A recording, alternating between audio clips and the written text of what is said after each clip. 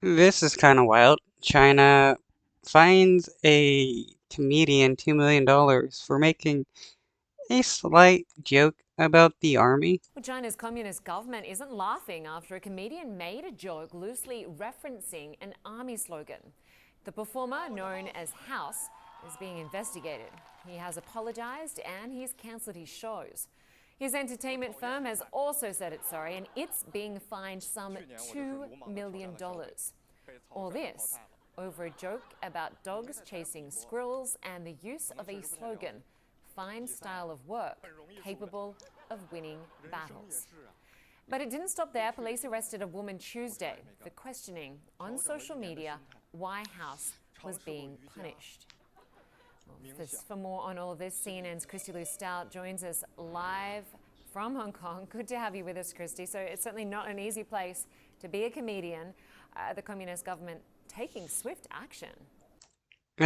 China's not an easy place for anyone to be, with how tyrannical it is becoming and has been for quite a while.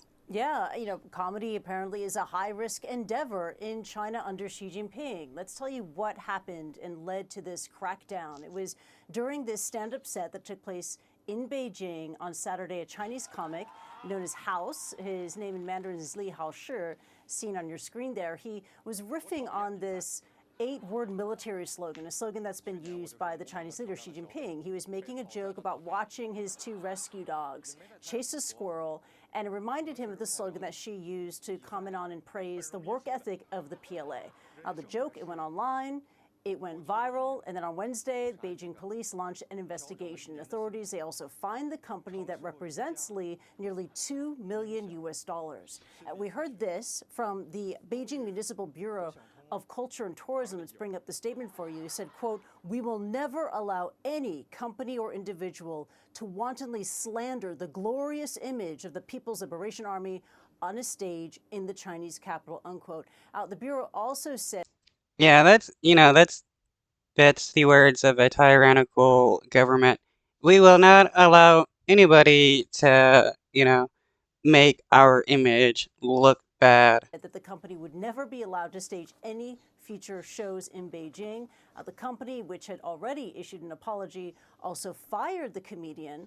The comedian has apologized profusely on his Sina Weibo page on social media. He canceled those performances to, in his words, quote, "deeply reflect and re-educate myself."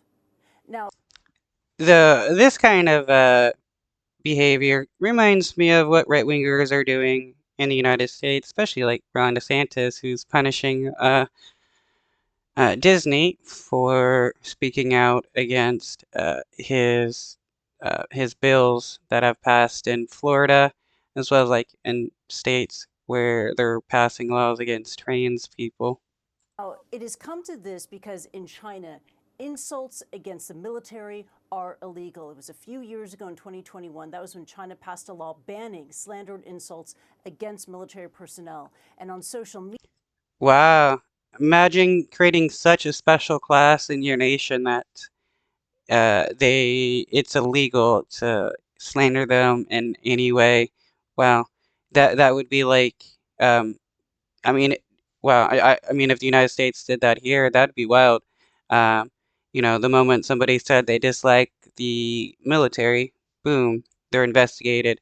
And kind of like during the McCarthy era, where, you said anything slightly against the United States or that seems slightly in favor of communism, you did get investigated. And, like, they passed laws banning teachers from teaching communism.